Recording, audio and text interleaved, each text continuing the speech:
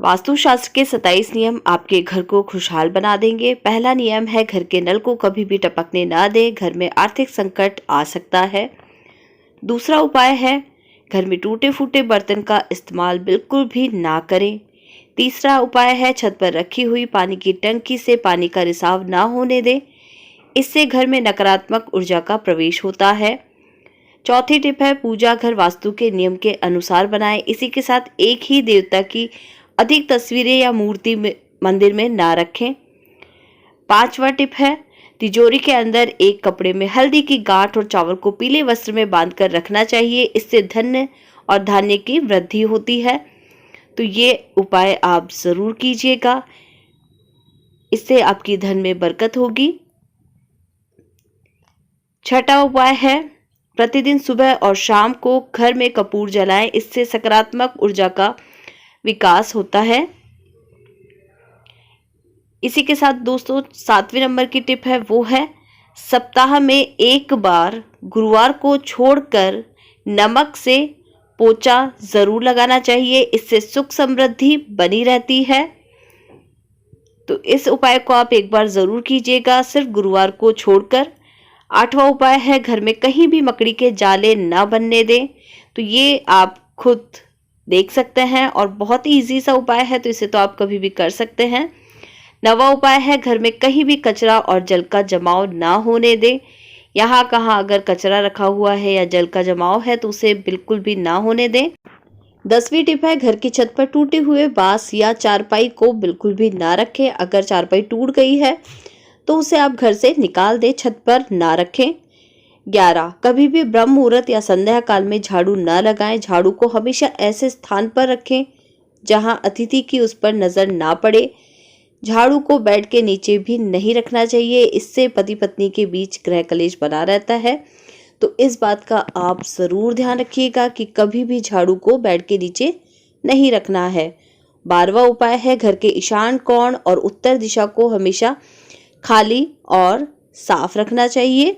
इसी के साथ हमारा 13वां उपाय है दोस्तों घर के मुख्य दरवाजे पर अगर जंग लगा हो तो उसे साफ कर लें, क्योंकि इससे धन की हानि होती है।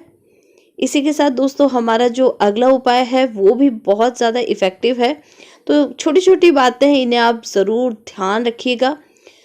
14वां उपाय है तिजोरी में मोर पंख। अगर आप आर्थिक समस्या से जूझ रहे हैं, धन की समस्या बहुत ज़्यादा हो गई है, तो एक बार एक काम कर सकते हैं, अपनी तिजोरी के अंदर मोर पंख को खड़ा करके रख दीजिए। यह उपाय बहुत ज़्यादा कारगर है, लेकिन इन सब उपायों के बीच एक उपाय वो है ज़रूरी परिश्रम और मेहनत, तो वो भी सबसे ज़्यादा ज़रूरी है। 15वां उपाय है जब भी रोटी बनाए उसके बाद जब तवा गर्म रह जाता है तो उसमें थोड़े से दूध के छींटे मार देने चाहिए। माना जाता है कि इससे हर तरह के दोषों से निजात मिलती है। तो ये काम हम डेली सुबह शाम कर सकते हैं। जब भी आप रोटी बनाएं तो इस काम को फटाफट से ज़रूर कर लीजिएगा। बहुत ही ज़्यादा इफ़ेक्टिव है, ग्रह दोषों से मुक्ति मिलती है और लक्ष्मी का घर में होता है वास। 16वां उपाय है पक्षियों को दाना खिलाना चाहिए, इससे घर में सुख समृद्धि और बरकत का वास होता है। 17वां उपाय है दोस्तों गोल आईना ना रखें। घर की सेंट्रल टेबल को भी गोलाकार नहीं होना चाहिए। इसी के साथ घर में गोल आईना कभी नहीं रखना चाहिए। तो इन बातों का आप जरूर ध्यान रखिएगा कि घर की सेंट्रल टेबल भी गोल ना हो और आईना भी गोल ना हो। 18वां टिप है शाम को पूजा करते समय सरसों के तेल का दीपक जरूर जलाएं। इसी के साथ दोस्तों 19वीं टिप है वो है मुख्य द्वार पर अगर तांबे के लोटे से जल लेकर छिड़काव किया जाता है, इससे लक्ष्मी माँ प्रसन्न होती हैं और लक्ष्मी का घर में होता है वास। तो ये काम आप जरूर कीजिएगा। इसी के साथ दोस्तों जो हमारी अगली टिप है वो है 20 यानी 20। अमावस्या के दिन या तो घर का फालतू सामान बेच दें या उसे घर से बाहर निकाल दें, इससे घर में आर्थिक सक्षमता का वास होता है। तो टूटे फूटे सामानों को आप घर से वैसे भी निकाल दीजिए, जब उनका कोई यूज नहीं है तो आप उन्हें घर में ना रहने दें। 21वां उपाय है दोस्तों प्रतिदिन घर में एक नियम का पालन अवश्य करें, दीपक जरूर जलाएं और पहली रोटी गाय की और आखिरी रोटी कुत्ते के लिए जरूर निकालें।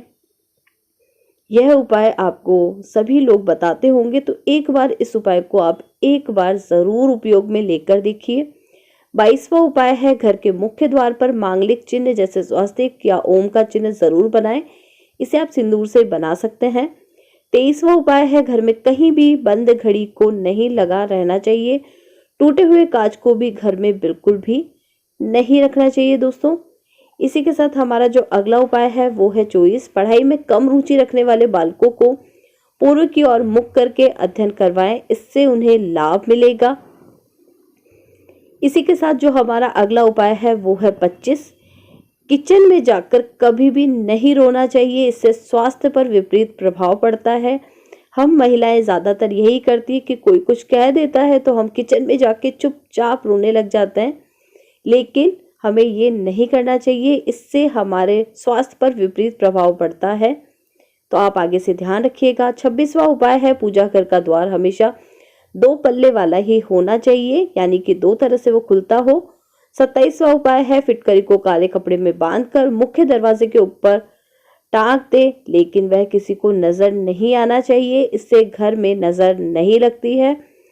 तो दोस्तों ये 27वां उपाय था, और ये उपाय कैसे लगे जरूर बताइएगा। हमारी वीडियो अगर उपयोगी लगी हो, वीडियो को लाइक कीजिएगा, चैनल को कीजिएगा सब्सक्राइब, और अपने परिवार के सदस्यों के साथ इन टिप्स को कीजिएगा शेयर। इसी के साथ चैनल पर पहली बार आए तो चैनल को कीजिएगा आप बेल आइकन के साथ सब्सक्राइब। धन्यवाद।